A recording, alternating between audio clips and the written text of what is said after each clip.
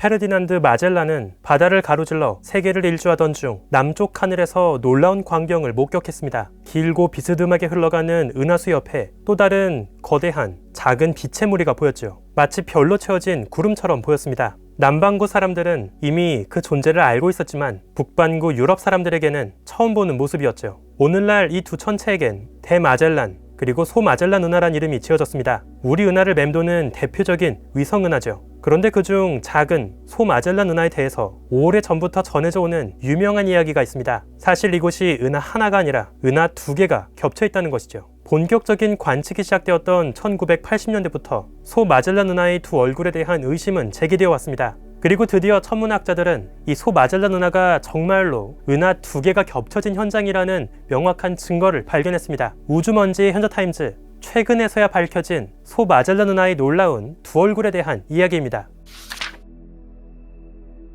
소마젤란 은하 속의 별들의 분포를 보면 특이한 점을 발견할 수 있습니다. 비교적 나이가 많은 별들은 사방에 둥글게 퍼져 분포합니다. 반면 나이가 어린 별들은 원반을 이루듯 회전하는 궤도를 공유하고 있죠. 이것은 소마젤란 은하 속에 나이가 다른, 애초에 다른 종족, 다른 기온의 별들이 섞여 있다는 가능성을 보여줍니다. 하지만 소마젤란 은하는 우리 은하, 그리고 이웃한 대마젤란 은하와 함께 비교적 최근 중력적인 상호작용을 겪었죠. 그래서 별의 분포와 움직임이 더 복잡하게 흩어져 있기 때문에 정확하게 소마젤란 은하의 구성 요소를 구분하는 건 쉽지 않습니다. 그 까다로운 작업을 위해서 천문학자들은 대대적인 전파 관측을 활용했는데요. 소마젤란 은하 속의 중성수소에서 방출되는 독특한 파장의 빛을 관측했습니다. 은하 속 중성수소 가스 구름이 움직이면서 도플러 효과가 발생하고 관측되는 방출선의 파장에도 변화가 생기죠. 이를 통해서 은하 속 가스 구름이 각각 얼마나 빠른 속도로 우리에게서 멀어지거나 다가오고 있는지 알 수 있습니다. 그런데 흥미롭게도 소마젤란 은하 속의 중성수소 가스 구름의 속도 분포를 보면 확연하게 속도가 다른 두 가지의 영역을 볼 수 있습니다.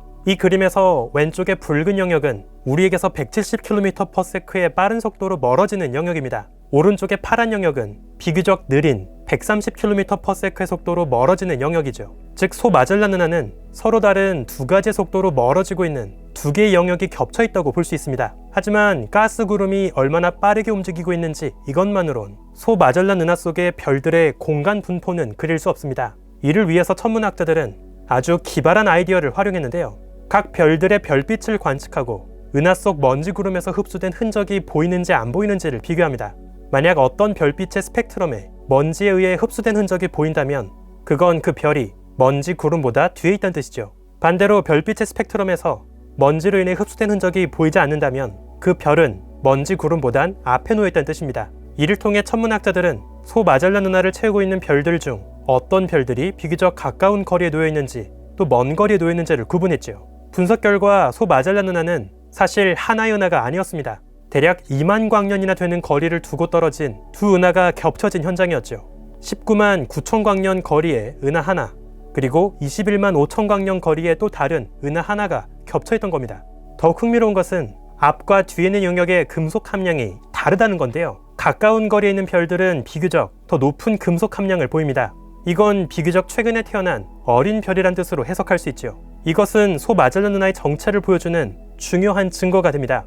별들의 공간 분포, 움직이는 방식뿐 아니라 금속 함량까지 크게 달라 보인다는 것은 애초에 소마젤란 은하가 하나의 은하가 아닌 두 개의 서로 다른 은하가 반죽된 결과란 걸 의미하기 때문이죠. 우연하게도 두 영역이 절묘하게 겹쳐 보였을 뿐 실제로는 소마젤란 은하 A와 B가 서로 구분이 필요한 셈입니다. 한편 천문학자들은 소마젤란 은하보다도 더 작은 외소은하들까지 열심히 찾아 나서고 있는데요. 현재까지 우리 은하 곁에서 발견된 크고 작은 위성 은하는 약 60여 개 정도가 있습니다. 특히 슬로한 전천 탐사, 암흑 에너지 서베이와 같은 하늘 전역을 훑어보는 서베이 관측이 시작되었던 2000년대부터 위성 은하가 발견되는 수가 폭발적으로 증가했죠. 자그마한 위성 은하는 은하 진화의 비밀을 품고 있는 중요한 우주의 화석입니다. 작은 은하가 병합하며 덩치를 키우고 지금의 거대한 은하를 이루게 되죠. 그런데 문제가 있습니다. 시뮬레이션으로 재현된 것에 비해서 실제 관측된 우리 은하 주변 위성 은하의 수는 현저하게 적습니다.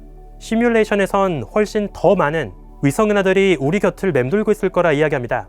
하지만 실제 관측에선 시뮬레이션만큼 많은 수의 위성 은하는 확인되지 않고 있죠. 이것을 현대 천문학에서의 실종된 위성 은하 문제, Missing Satellite Problem이라고 부릅니다. 아주 유서 깊은 미스터리 중에 하나죠. 고려해볼 수 있는 가장 유력한 가능성 중에 하나는 이들이 너무나 작고 흐릿한 위성은하이기 때문에 아직 발견되지 못한 채 숨어 있다는 겁니다. 실제로 지금도 꾸준하게 새로운 위성은하가 뒤늦게 발견되고 있습니다. 천문학자들은 암흑에너지 카메라를 활용한 델브 관측을 통해서 우리은하 주변 밤하늘을 샅샅이 뒤졌습니다. 그리고 별들이 단순히 랜덤하게 분포한다고 가정했을 때에 비해서 살짝 높은 밀도로 별이 분포하는 영역을 발견했죠.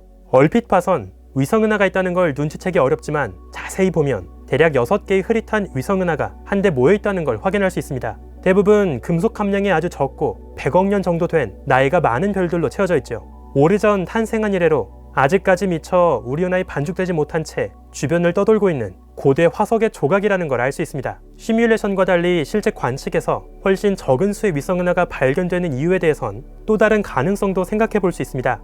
많은 위성은하들이 이미 오래전 우리은하 중력에 의해 부서지게 되었고 겉보기엔 더 작은 구상성단 같은 상태로 헤일로를 떠돌고 있을 가능성이죠. 실제로 이번에 새로 발견된 외소은하 후보들 중에는 크기가 너무나 작아서 외소은하는커녕 구상성단이라고 보는 게 타당해 보이는 것들도 있습니다. 이들은 원래 작은 크기의 외소은하였지만 그 외곽의 별들이 흩어지고 빠져나가면서 높은 밀도의 중심부만 남게 되었고 지금은 마치 구상성단 같은 상태가 되었다고 볼 수 있죠. 또는 시뮬레이션에 적용된 몇 가지 가정에 문제가 있었고 시뮬레이션이 실제 우주보다 필요 이상의 더 많은 수의 위성은하를 재현했다고도 볼 수 있습니다. 아직은 정확한 답은 알 수 없죠. 다만 시뮬레이션으로 우주를 연구하는 천문학자들과 관측으로 우주를 연구하는 천문학자 둘 모두 그 둘의 차이를 줄여나가기 위해서 열심히 애쓰고 있습니다. 시뮬레이션 천문학자들은 시뮬레이션이 재현하는 위성은하의 수를 어떻게든 줄여보고자 노력하고 있고요. 관측 천문학자들은 아직까지 발견되지 못한 새로운 위성은하를 계속 열심히 찾아내고 있습니다. 우주먼지의 현자타임즈, 오늘은 여기서 마칩니다. 구독과 좋아요도 부탁드릴게요. 우주먼지 여러분, 감사합니다. 안녕.